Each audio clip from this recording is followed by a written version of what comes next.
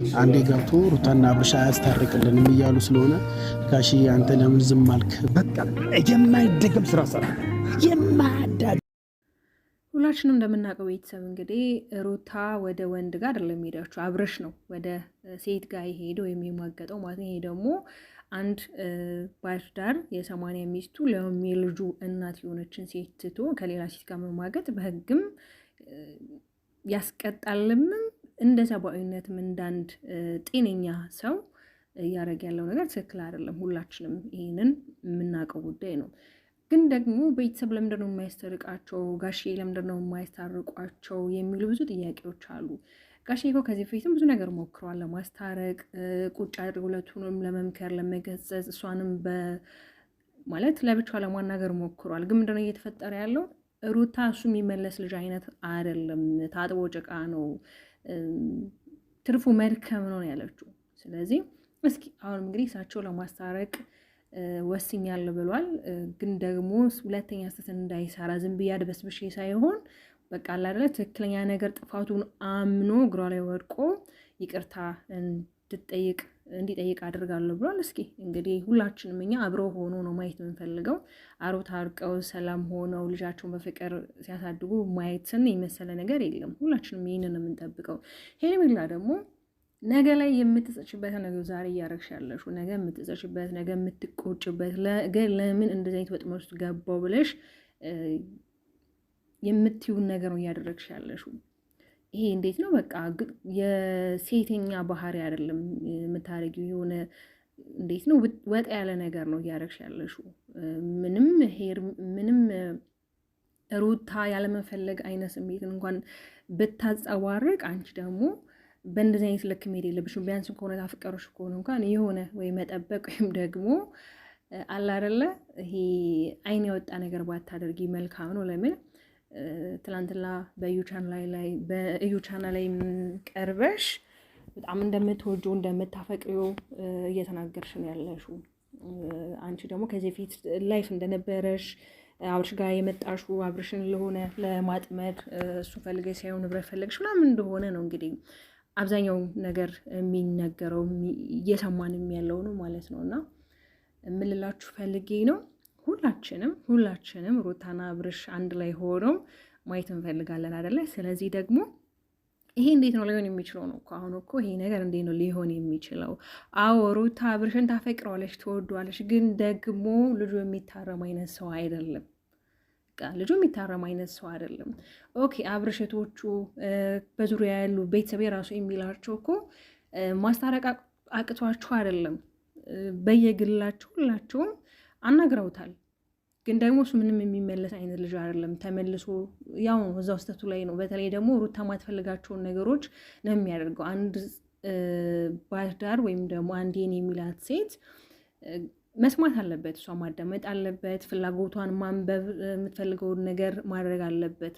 ያው ሁሉም ነገር ያደርጋል ሲሆን አንዳንድ ጊዜ ማድረግ የሌለብንን ነገሮች ለትዳር አጋራችን ግዴታችን ነው የማድረግ ግዴታችንም ውዴታችንም ጭምር ነው። ስለዚህ በቃ ወደ ራስ ብትመለስ ይሄ አሁን ለምሳሌ የሆነ መዝናናቱ ኑጣ ከሀገር ገረመሪ ምናምን ነገር ማንም አይዋጣክም። ነገ ልጅክ ራሱ አድጎ አንተን ነው የሚወቅስ።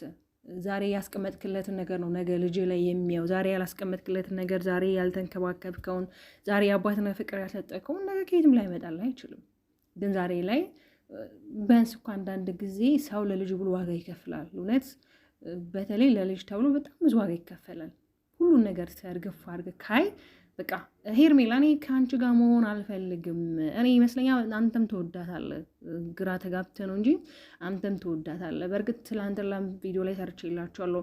ከዚህ በፊት የሰጣችሁ ሰዓት ላይ የሆነ ነገር እንዳለ ሁላችንም ለምን በሚያገኛት ሰዓት እሱም ደስተኛ ነው። ከሄርሜላ ጋር በሚያገኛት ሰዓት የሚያሳያት ፈገግታ፣ የሚሰጣት ክብር፣ እያንዳንዱ ፊቱ ላይ የሚነበቡ ነገሮች የሆነ ፍላጎት እንዳለው ነው እሱም የሚያንጸባርቀው። ስለዚህ ሩታም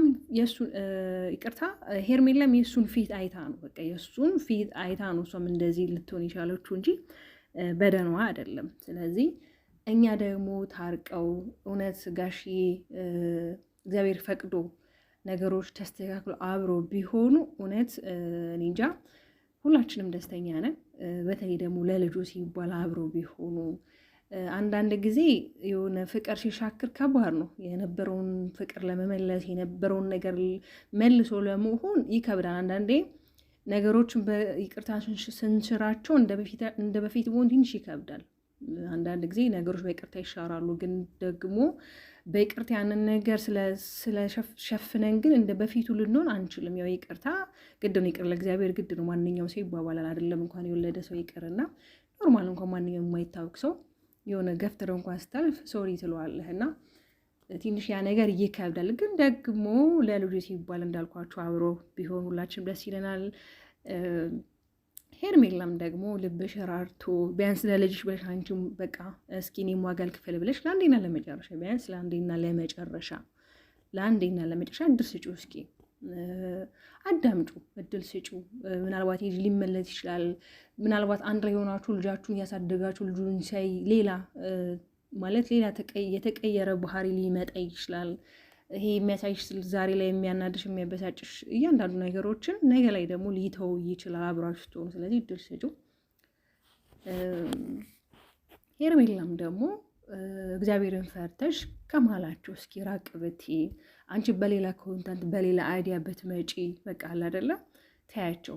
አሁን እሱ ከሀገር ሊወጣ ነው ምናምን ነገር ትላንትላ ሄርሜላም እዩ ላይ ቀርባ ነበረ እንደተናገረችው እሱ ከሀገር ሊወጣ እንደሆነ ደብዳቤ ምናምን ነገር ልኮላት ነበረ እና ደብዳቤው ላይ የሚለው እንግዲህ ለአንዴና ለመጨረሻ ከሀገር እንደሚወጣ እንደማይመለስ፣ እሷ ደግሞ እንዴት ነው ይሄ ነገር የሚያደርገው እኔ እሺ ስለው እኔ ልጁን እንኳን እንዳይፈቅድለት ለምንድን ይህን ነገር እያደረገ ያለው ብላ በጣም ተነትላም ተበሳጭታ ነበረ። ግን ደግሞ እውነት ነው፣ አንዳንዴ እናንተ የሆነ ነገር ስታመቻችሁ እዚህ የሆነ ነገር ሲፈርስባችሁ በጣም ነው የምትናደዱት።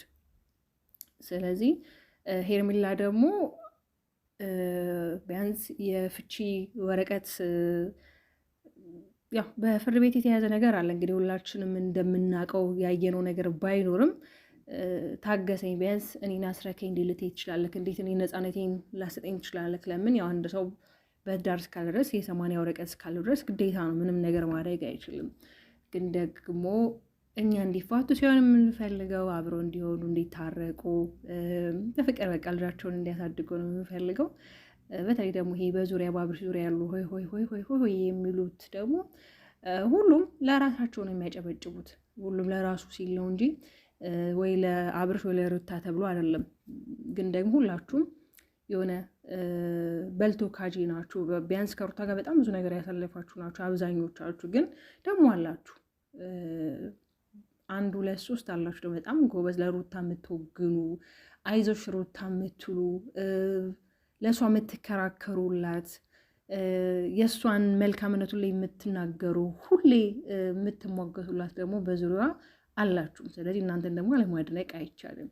ስለዚህ የምልላችሁ ነው ቤተሰቦቼ፣ እኔ ነው እያበረታታችሁ ሰብስክራይብ እያደረጋችሁኝ ታርቀው አብረው እንዲመጡ ምኞቴ ነው። ሁላችንም ምኞታችን ነው። በተለይም ከልጃቸው ጋር የድሮ ፍቅር የድሮ ይሄ ፕራንካቸው በቃ አይደል አብረው ቢመጡ ምኞቴ ነው፣ ደስታዬ ነው። እንደ እግዚአብሔር ፍቃድ ደግሞ ነገሮች የማይሳኩበት ምንም ነገር የለም። ሁሉ ነገር ለእግዚአብሔር አሳልፎ መስጠት ነው። ሩታም ደግሞ ልቧ አራርቶ አለ አይደለ የሆነ ውስጡ አርርት ብሎ ይቅርታ ብለው እሱም ደግሞ ከጥፋቱ ከስተቱ ተምሮ አብሮ እንዲሆኑ ልባዊ ምኞቴ ነው። ሁላችንም ምኞታችን ነው። እግዚአብሔር ደግሞ የሚሳነው ነገር የለም። ሩታ ለብዙዎቻችን አርያ፣ ለብዙዎቻችን መከታ፣ ለብዙዎቻችን የሴቶች ተምሳሌት፣ ለብዙዎቻችን ንግስት የሆነች እህታችን ነች እና እንደ እግዚአብሔር ፍቃድ አብረው ይመጣሉ ቤት ተስፋ አድርጋለሁ። ታርቀው ደግሞ አብረው እንደምናያቸው ምንም ጥርጥር የለኝም። ሰብስክራይብ ግን ማድረጋችሁ እንዳትረሱ።